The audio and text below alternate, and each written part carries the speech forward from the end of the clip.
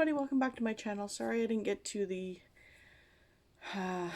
wrap up yesterday. Still dealing with this van. Let's see. Monday after I posted my video, I went down to ministry and I couldn't get it put in my name because circumstances. And then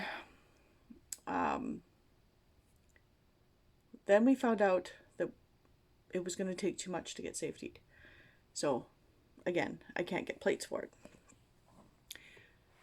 So, that was a whole couple of days thing. And then we found out from somebody else that it doesn't need as much as we expected. So, the guy who sold it to us is going to give some of our money back. And then we're just waiting for the parts to come in. Should be in the next day or so. And then we can get it fixed and then get the safety done. And yesterday I ended up being able to put it in my name. So now the van technically is mine. The other van needs a couple of things fixed. And my son is hoping to keep that. So I'm not getting rid of that van. Life. And so, yeah. It's been busy and hectic and hot. Yesterday and today are the first cooler days that we've had, but the wildfires are rampant and it was raining yesterday. Didn't do much for the wildfire, so we have air quality issues. All you can smell is wildfire smoke. There's none completely like anywhere around us, but we're getting the air. So that's how my life has been for this week. So I finished three books, and I'm reading 6, and I think that should be it for this week. So one of them was I listened to, and anybody knows Goodreads is wacky the last couple of days. I finished The Winner's Kiss by Marie Rutkowski. It's book 3 in the trilogy, The Winner's trilogy. I gave this a 4, I think. Yes, I gave it a 4. It's about a girl whose father is a general and they took over a country like a decade ago previous. And she ends up buying the slave who used to be an aristocrat in the other country that he took over. It's kind of a romance, kind of a fight the system sort of deal. So I liked it. I enjoyed it. And the narrator, I know her last name was Eyre, like Jane Eyre. Can't remember her first name. Oh, Justine Eyre was the narrator. And she did an awesome job at different accents for different places, but not the usual English or like British, Irish. She had very distinctive inflections with her voice, and I thought that was awesome. The next book I finished was Deception by Amanda Quick, and I gave this a 4-star. It's hard to see. This is a historical romance. It is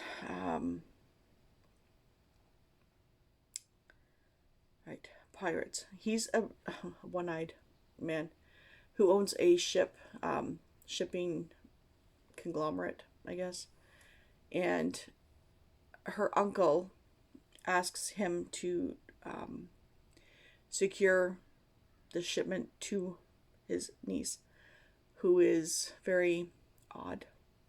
She doesn't care about propriety. She doesn't care about society. She was raised by her 2 aunts, and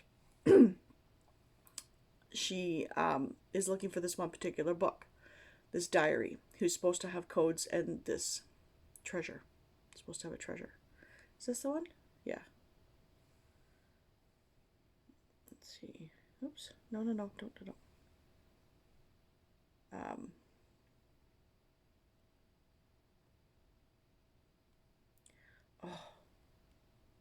Oh. Yeah, I'm pretty sure it's the... Yeah, it was Olympia. And what was his name?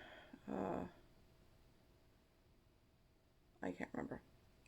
But the one thing that kind of ticked me off about it was she kept saying she was a woman of the world. She's never traveled out of her hometown. The only reason she thinks she's a woman of the world is because she's very well read. She's read about all these other countries and their customs and their treasures and their legends. But when it comes to being a woman of the world, she's not. She's very naive. But that also kind of branches in that she doesn't care about propriety and what standards are supposed to be done. So it was cute. I gave it a 4. And the last book I read was, or finished, was Shadow and Bone by Leigh Bardugo, the first in the Grisha trilogy. But I think there's more. I know there's a couple of short stories. My library doesn't have them, unfortunately. So this is about saving the world, young adult, in like Russian references. It even kind of still has the map. So it's about a girl who doesn't know she has talents or magic, finds out she has magic, and she's the only one in the world with this type of magic, and the Darkling needs her to get rid of the Unsee and all these nasty people. And so it kind of goes from there. She's groomed to be this hero. So yeah, I liked Mal. I liked her. What is her name? Oh, Alina. Obviously, I didn't like the Darkling too much. And Jenya, I liked her. So I'm looking forward to finishing this. I wasn't expecting it to be the way it was. I thought it was something else. But anyways, so I'm still reading. I'm just like doing a chapter or two a day just to get through them. And that's Codename Verity by Elizabeth Wine. Slow as molasses.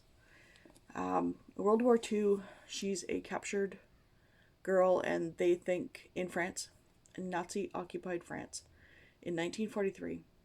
And the Nazis think she's somebody else because she had her friend's ID, so they think she's somebody else. So they want her to tell everything that she knows about planes and codes and stuff. So she's writing all this and trying to prolong her life, because once it's written, that's it. Her life is over. So, and I'm reading Spirit by Graham Masterton. I was really hoping this was going to be a better story than it is. It's a ghost story of a girl named Peggy who, when she's 5 and her sisters are 7 and 9, she falls into the pool and dies. Fast forward a couple of years, people start dying around the sisters for various reasons. There is an instance of child sexual abuse. However, you get a secondhand telling of it, and you don't know what. Okay. She writes a story, and you don't know it's true until a little bit later. But I mean, that's the first couple of chapters, so it's not really a spoiler. But people start freezing to death and dying, and their body parts are kind of like exploding because they're frozen, and it's very dry. The one sister, Laura, not a fan of her. Elizabeth, I don't mind her. But Laura, I really have no use for her. So, yeah. There's that one. Then I'm reading The Trouble with Honor by Julia London. This is the first, I think, in a series.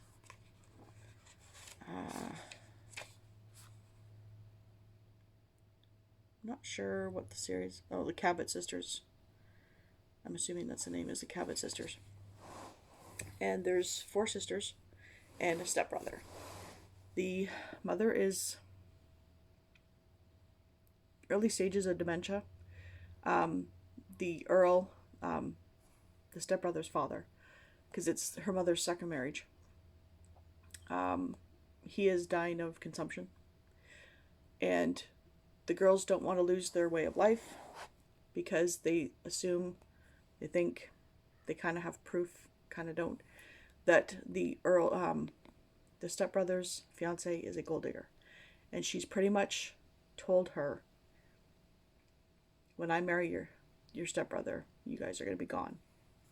So she's trying to find a man who will seduce her away from her stepbrother, not to ruin her, but just to pull her away from him to break up the marriage. However, that's the love interest. So I'm enjoying that one. The other one is All Shook Up by Susan Anderson. This is just a standalone. It's a romance. She is living. She Drew is living with her aunt and uncle, and she is a single mom. And she's just getting over the town having fits because she is a single mom. She was not married when she got pregnant. And JD is their aunt or their grandmother. I think it's their aunt who gives up or dies and leaves the leaves part of the business, the hotel that they run, to her aunt and uncle and JD. JD is a man who the aunt had taken in years ago when he was like an orphan. He stayed with her for a year. Something happened, so she gave him back to the orphanage, I think. And so in her will, she left him as part owner of this inn. They all think that he's coming to take over. They're nice to him though, but he is a bad boy, and something is going on with his friend back in Seattle. And I think this takes place just outside of Seattle, like in a distant town or something. But yeah, so he's kind of not quite getting drawn back into that right now. But I'm about a third of the way through. So things are happening with that as well. So bad girl, well, former bad girl, because the town thinks she's bad because she wasn't married when she had her son Tate. And she's, and he's the bad boy, former, but he's been good. He has his own, or he had his own construction, no, he worked for a man in the construction industry, and the man got whistleblown for using crappy materials, and cutting corners to put more money in his pocket, and JD was the whistleblower. So he lost his job, but he's got better morals, it's not so much a bad boy. The only thing I'm having a problem with is she's a very overprotective mom. To the point where her son, who's 9 or 10, can't watch TV because there might be something he might see that he shouldn't, and stuff like that. So last night I started A Great and Terrible Beauty by Libba Bray. I'm only one chapter in, I think. 2 chapters in and a prologue. That she's in India. Her family is from England. They're in India. I'm not sure what her parents do. I don't think it says. She's 16 years old. Her and her mom kind of have a fight. She leaves, and she kind of says something that she shouldn't have. And her mom is murdered. So I'm just at the point where it's a couple years later, and she's at school. 2 years later? 2 months later, sorry. 2 months later, and she's at school, like a boarding school in England. She wanted to go back to England because her brother was there to go to school. Paranormal stuff happens. She foresees, like she sees the future, I think. Or she has visions. So. And as of the 2 chapters, she's had one vision already. It had to do with her mom's death. And then I started All He Ever Wanted by Emily McKay. Um, this is book 1 in the At Kane's Command series, and it's book 2188, October of 2012, and it's a Harlequin Desire. I know some people like those numbers.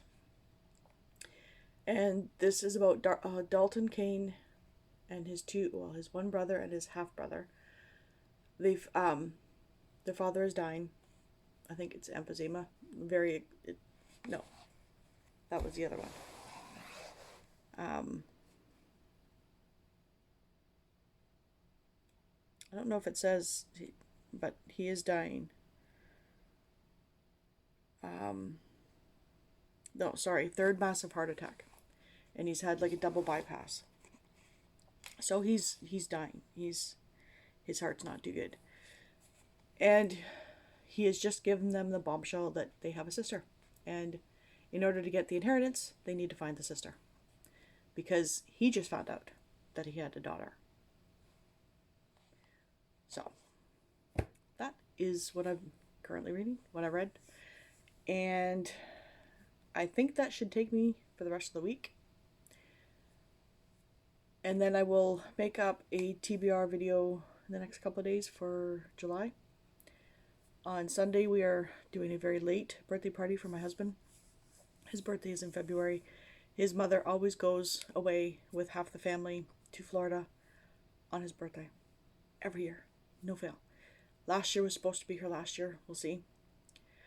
But, so he gets really upset, and I don't blame him, that his mother is out of town all the time, and she barely gives a phone call on his birthday.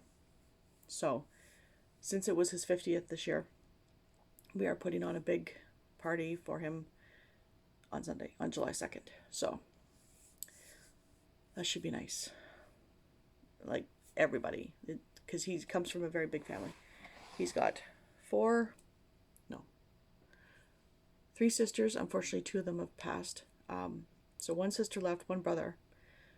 But he's got 4 stepsisters. So, and then friends. So it's should be fine. So yeah, that's what's going to be coming up for me this week. My son is working now, so I get up really early to drive him to work. He got his license. Well, his beginners. So, yes. And daughter is still off in her own little world. So, that is my week. Sorry, I'm just looking at cats. That is my week this week. I don't think anything else major is coming up. Hopefully not. I need some quiet time. And so let me know if you guys have read any of these books, if you've enjoyed them, if you haven't. I always like hearing other people's opinions. I just like to form my own. So if somebody doesn't like a book, great. If they like a book, great. But let me know in the comments below. Don't forget to hit the like button, the subscribe button, and I will talk to you later. Bye.